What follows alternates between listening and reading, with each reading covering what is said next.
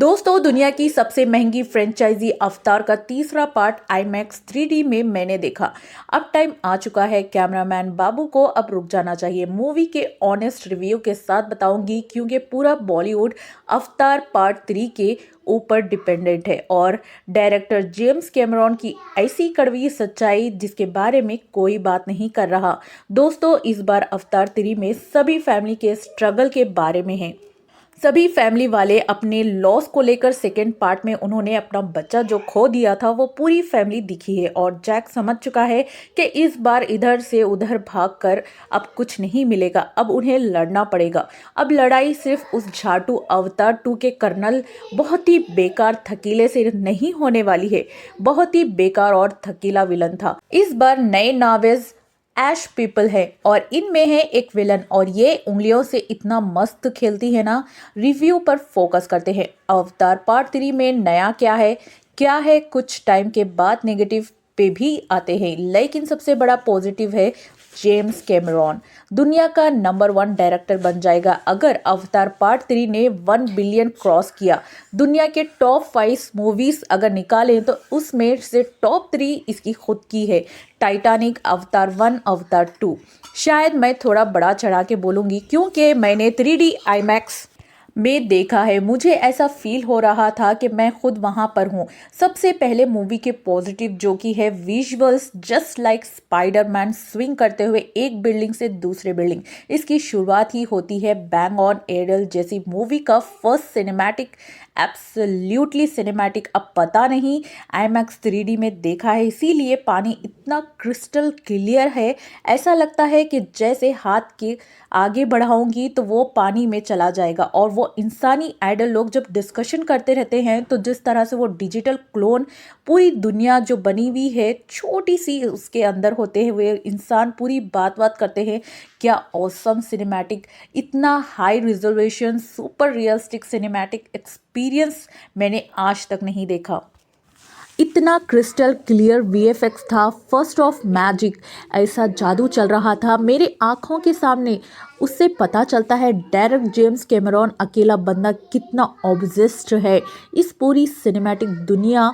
और फिर आपको पता चलता है कि ये 3.25 घंटे की मूवी है। तो सेकेंड हाफ दिल पर पत्थर रख के बोल रही हूँ ये कि मिड ऑफ मूवी में मैं बोर हो गई। जैसे ही कोई दो नावी एक दूसरे से बात करने लगते हैं इतना बोर होता है दोस्तों, ये लोग पूरा डिप्रेस कर देते हैं।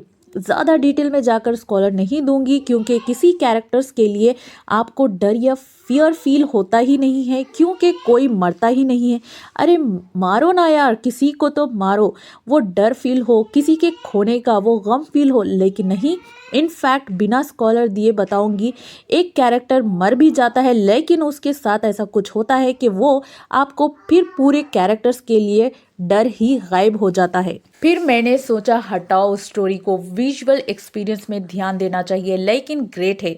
इसमें एक नई विलन ऐश, कबीले की सरदार, उसकी एंट्री दोस्तों और फॉर्मिंग क्या मटक मटक के चलती है रापचिक। अब देखिए दोस्तों, अगर इसकी नेगेटिव की बात करें तो कर्नल पूरी जो सेकंड पार्ट के अंदर भी विलन था फर्स्ट पार्ट में, तो एटलीस्ट फील तो होता था कि विलन बहुत हरामखोर है क्योंकि उसने आइवा को जब मारा था ना फर्स्ट पार्ट में दोस्तों सबका दिल टूट गया था। सेकंड पार्ट में फिर इस लेवल का खौफ भी फील नहीं हुआ और फिर थर्ड पार्ट के अंदर भी।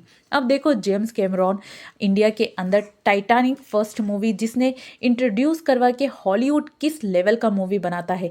बंदे ने 27 साल अवतार को दे दिए। पार्ट 3 को देखने के बाद मुझे लगता है कि ये डेड सीन्स बस अब यहीं रुक गए। 71 ईयर एज है और बंदे ने खुद ही बोला है कि और 10-20 साल कुछ नया टॉपिक चूज करो और जाओ ब्रेकिंग बनाओ, क्योंकि अब वो मोमेंट आ चुका है कि जिसमें हम एवटार को सीरियसली नहीं ले रहे हैं।